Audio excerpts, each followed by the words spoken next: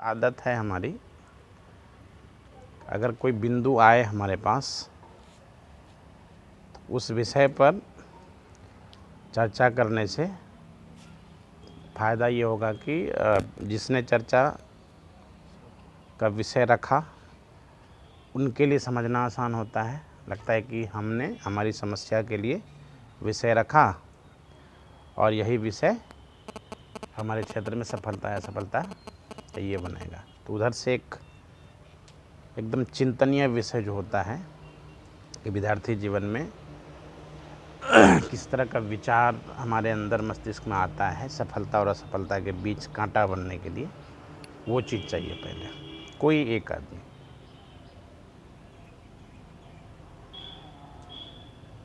पढ़ाई स्टार्ट होता है उमंग जो है 10 से दिन रहता है, उसके बाद धीरे धीरे समाप्ति की ओर। प्रत्येक मनुष्य का और जीव का एक स्वभाव होता है। हम भोजन करते हैं या किसी बिस्तर पर सोते हैं, किसी मकान में रहते हैं या किसी एक तकिए पर सोते हैं, तो देखोगे कि जगह जो हम चिन्हित करते हैं अपने रहने के लिए, किताबें जो हम लेते हैं अपने लिए पढ़ने के लिए, भोजन का चयन करते हैं अपने खाने के लिए, घूमने के लिए चयन करते हैं। तो एक तो है कि उसके अंदर देखो कि हम जब नित्य क्रिया के लिए हम लोग प्रत्येक दिन आज सोए कल उठे, उठने के साथ देखो अंगीकार हो जाता है कि हमारे नाक में कुछ गंदगी है, आँख में गंदगी है, मुंह में है, शरीर में है, पेट में है। इनको किसी ने सिखाया? आदत लग गई हमारे पास। अगर जो भोजन हम कर रहे हैं भोजन करते करते एक नयापन खोजने की आदत होती है जीव में, कुछ परिवर्तन हो जाए, और ये परिवर्तन की तरफ जब हम भागेंगे तो सफलता हमारे पास आ जाएगी। अब खाना खा रहे हैं एक टाइप का, हो सकता है कि हमारा शरीर उसके अनुकूल नहीं हो। हमने जिस भोजन का चयन किया, एक होता है कि पेट के लिए जो अच्छा होता है वो जीव के लिए अच्छा नहीं होता है।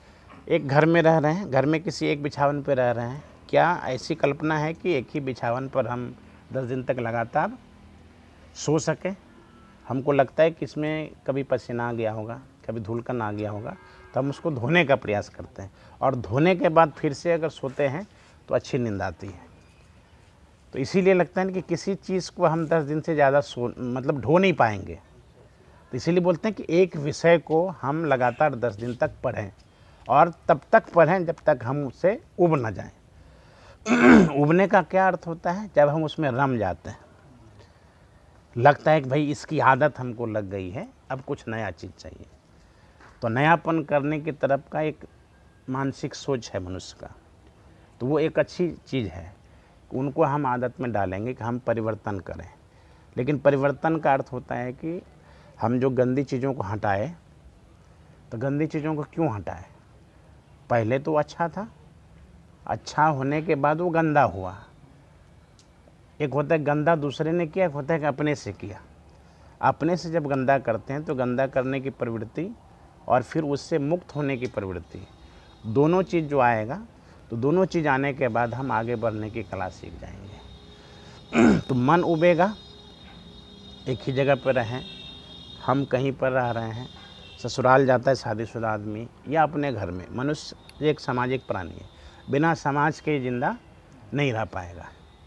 अगर समाज नहीं इसके साथ है तो शैतान बनेगा या सन्यासी बनेगा, और दोनों का एकाकीपन मानव जीवन के लिए खतरे का संकेत होता है, क्योंकि दोनों अकेलेपन से कुछ भी अच्छा नहीं सोच सकता है।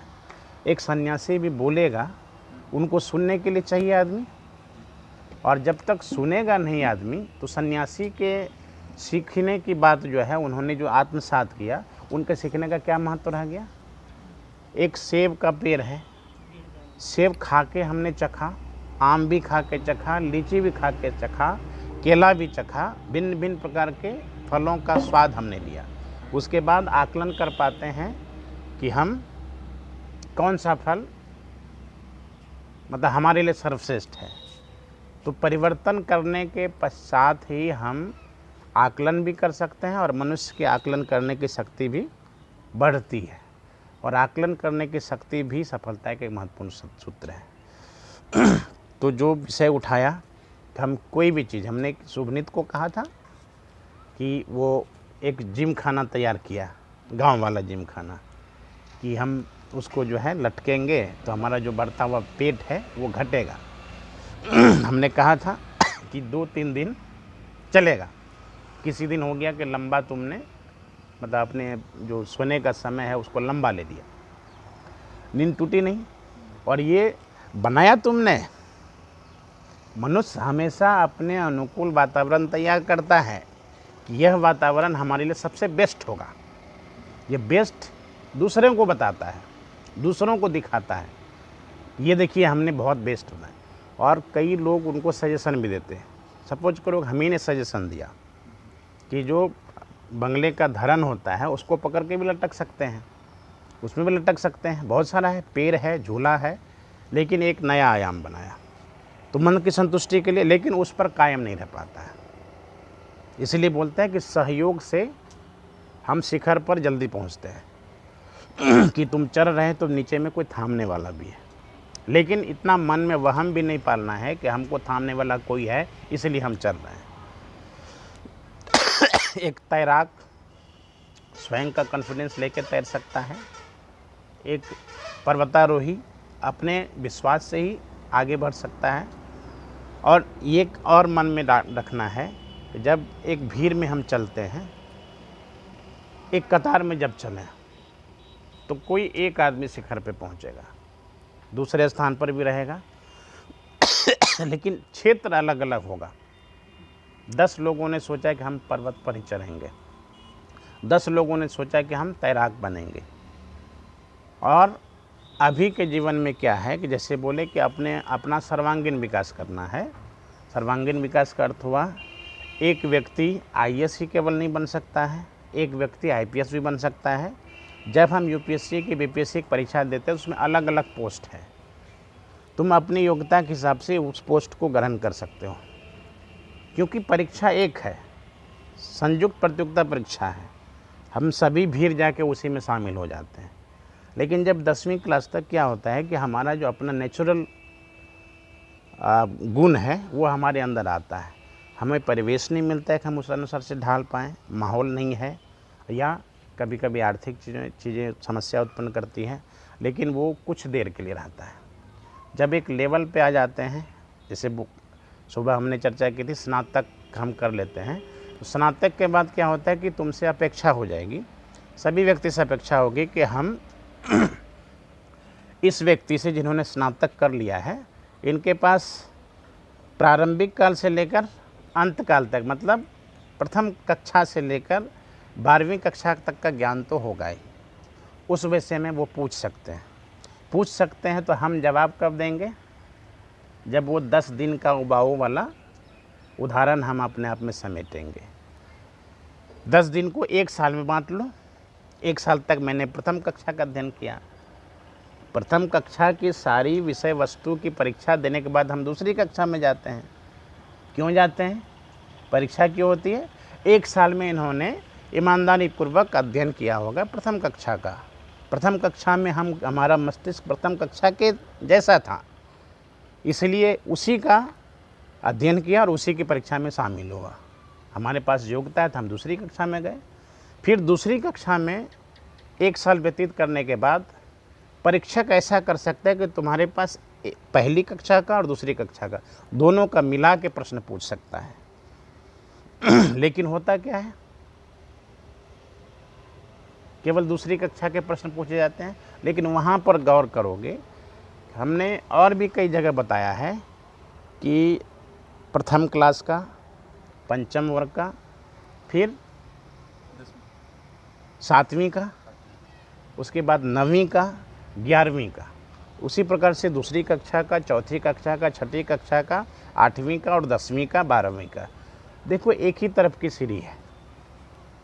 एक बताता है छोटे कण का, उसी कण को थोड़ा सा बड़ा करके अगली कक्षा में बताता है। और 10वीं कक्षा में आके हमको प्रथम से लेकर नवम तक का, दसम तक का सारा प्रश्न पूछा जाता है।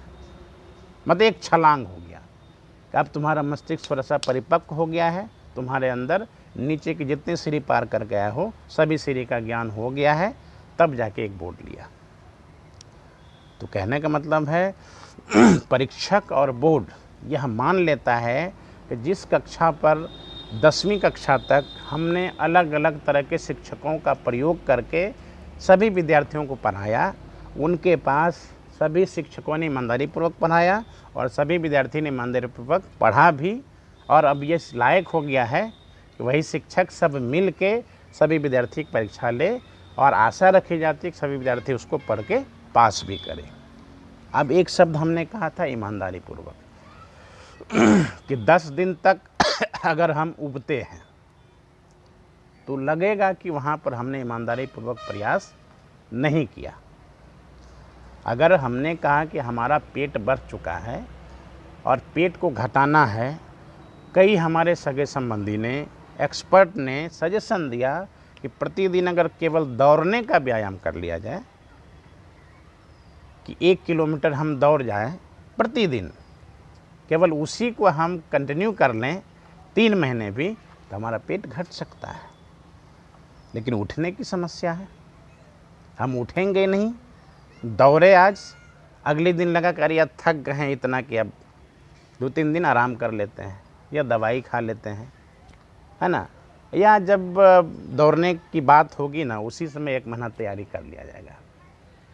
तो वहाँ पर क्या हो जाता है, हम अपने आप को असमंजस में धकेल देते हैं। किसी भी नहले दहले या सड़क छाप ही गुरु हैं, अगर उन्होंने कुछ सजेशन दिया, भले उस गुरु ने अपने जीवन में नहीं उतारा, वह असफल है, उनको भी किसी उनके गुरु ने बताया होगा कि ऐसा करोगे सफल हो जाओगे।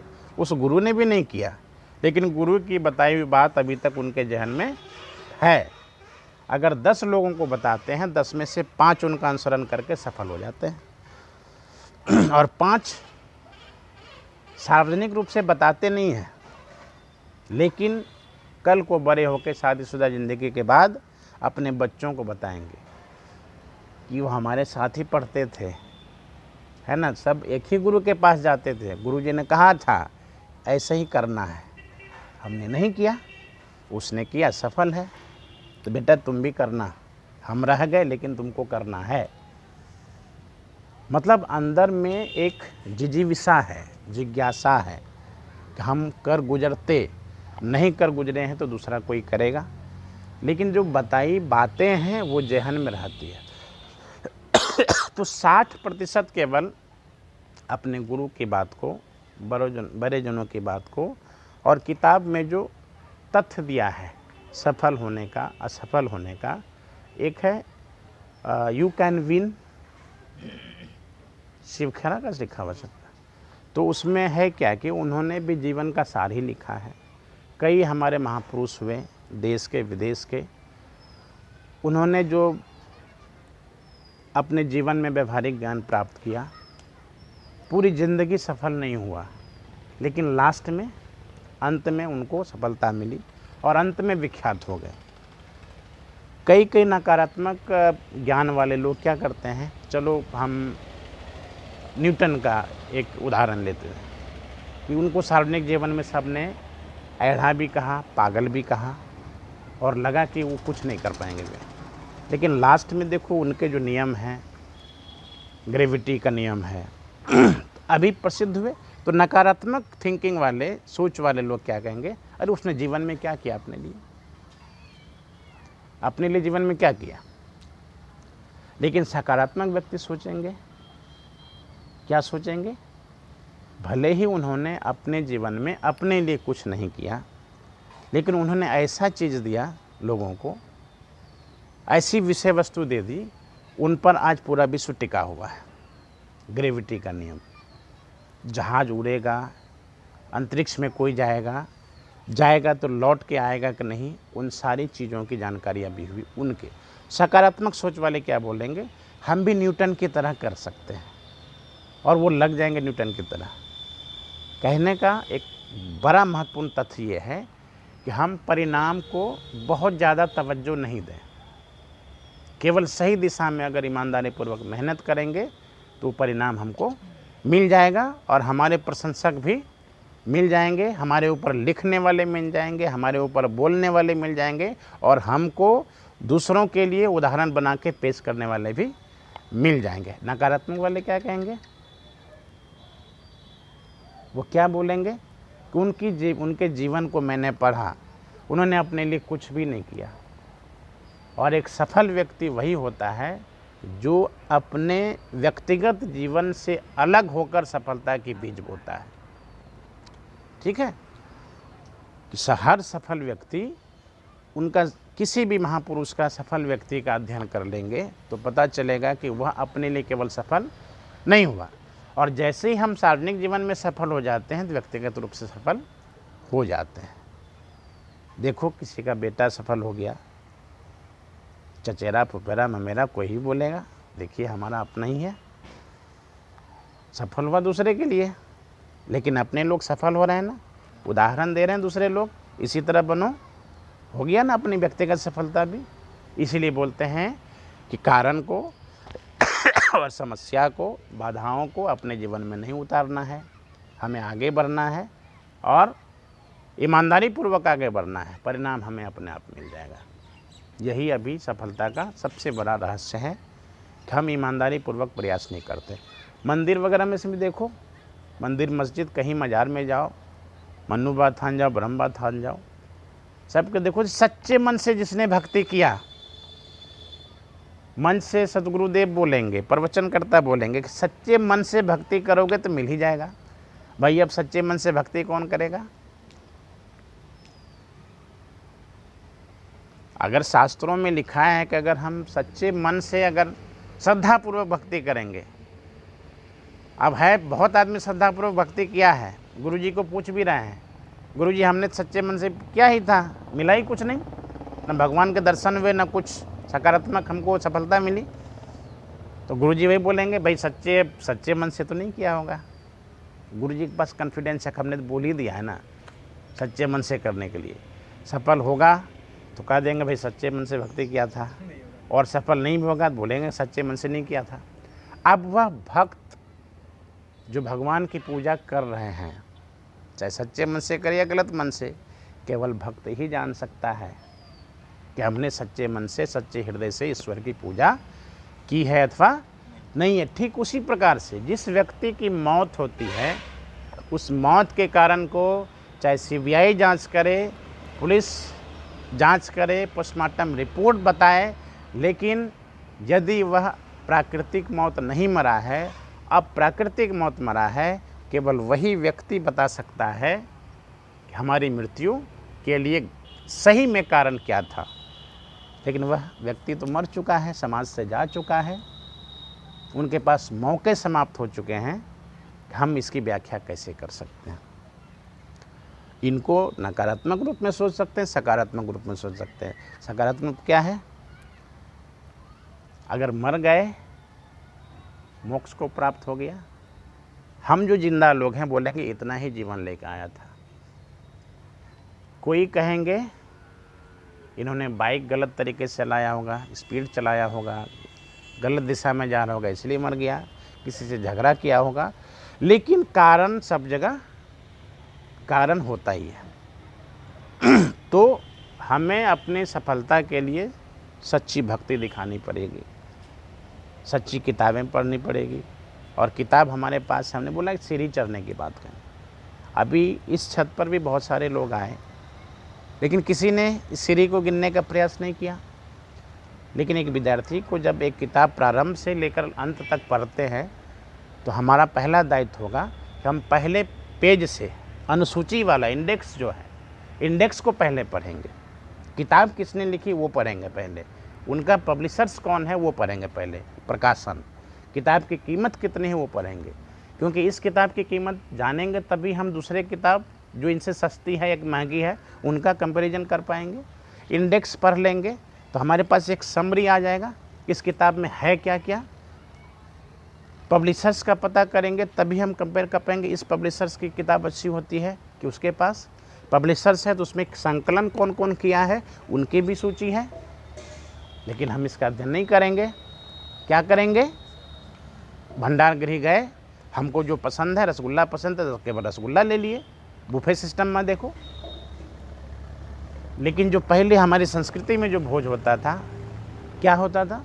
पहले लोग आए, उसके बाद दरी बिछेगी, दरी बिछ गया, फिर पत्तल देंगे, पत्तल के बाद क्या है, हाथ धोने के लिए पानी देंगे, फिर गिलास रखेंगे, फिर भोजन का बड़ा स्वरूप पहले है ना, पहले बड़ा स्वरूप है, फिर उसके बाद छोटा छोटा स्वरूप आते जाएगा।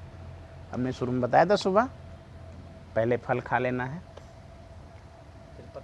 सेब तोड़े या आम छीले, उसका एक एक कौर ले रहे हैं, उसके बाद जाना कि सेब का जो डंठल था वो कैसा था, फिर उसके बाद उसके नीचे जो 4-5 पत्ते हैं वो कैसे निकला, फिर उसकी शाखाएं हैं, फिर उसकी जड़ें हैं।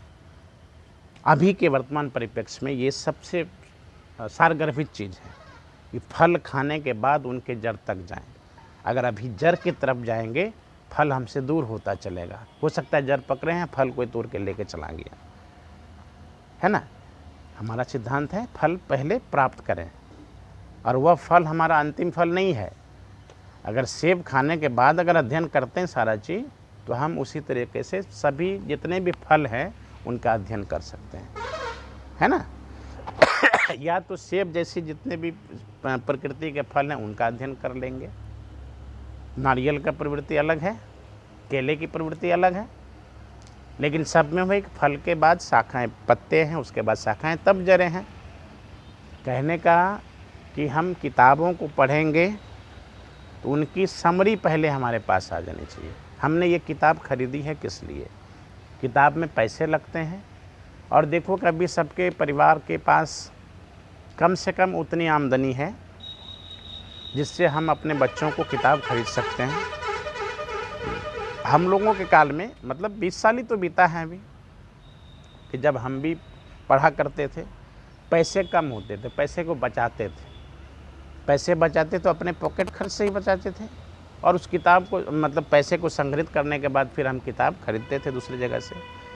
तो मेहनत का पैसा लगता था। हम समोसा चटनी खाएंगे या चाय पिएंगे चौक पर जाके, वो बचा के हम लोगों ने पैसा रखा। उसके बाद उस गुल्लक को तोड़ने के बाद एक रत्न सागर खरीदा या किरण की किताब पढ़ी, तो लगा कि नहीं, इसको मेहनत से हमने अपने पैसे से बचा के पढ़ा है। तो अपव्यय नहीं करने का भी सिद्धांत अपनाना पड़ेगा, और ये देखना पड़ेगा कि हमने किताब पर पूंजी लगाई है तो इस पूंजी को हम लाभ में कैसे परिवर्तित करें। दुकानदार देखो, कृषक देखो, मेहनत करता है तो कभी कभी देखो, अभी धान रोपा, अभी मंटू आता है काम करने के लिए, बोला भैया कि हम बिल्कुल बर्बाद हो गए, बेटा भी गिरा आम के पेड़ से, रखा था 15,000 रुपये, बर्बाद हो गया। गाय खरीदा 9,000 में भैंस, और वही पता नहीं किसी बीमारी से मर गया। और अभी धान रोपे, बटाई का 5,000 पूंजी उसमें लगा, धान रोपे, उसके बाद धान खत्म हो गया। सफलता और असफलता को कृषक के कृषण कार्य में जो उनकी पूंजी लगती है, उनकी मेहनत लगती है, उनके बाद कभी फसल लहलहा जाती है बहुत, और कभी कुछ भी नहीं आता है। लेकिन फिर देखो अगले वर्ष क्या खेती छोड़ देता है या निराश होकर बैठ जाता है? नहीं, फिर से उसी प्रकार से, उसी लगन से, उसी महाजन के पास पैसा नहीं भी है, फिर भी, पैसा नहीं का मतलब हमारे पास किताब नहीं है, फिर भी हम मित्र की किताब लेके पढ़ सकते हैं, पैसा उधार लेके, फिर कॉन्फिडेंस के साथ, एक विश्वास के साथ, इस बार हो सकती है फसल हो, इस बार फिर हानि हो जाएगी, लेकिन फिर प्रयास करेंगे। वो 100 में से 1% किसान होंगे जो किसानी छोड़ देते हैं। तो हमारे पास, चूँकि हम लोग सभी किसान के पुत्र हैं, बोलते हैं अपने परिवेश से सीखने के लिए, तो वही परिवेश है। दुकानदार दुकानदारी नहीं छोड़ता है, एक तरफ असफल हुआ, एक वस्तु बेचने के बाद उसमें अगर हानि होती है तो दूसरी वस्तु बेच के वो लाभ कमाने की क्षमता रखता है। वही एक परीक्षा में अगर असफल हो गए, उनकी कमी को देखना पड़ेगा कि हम असफल कैसे हुए, है ना।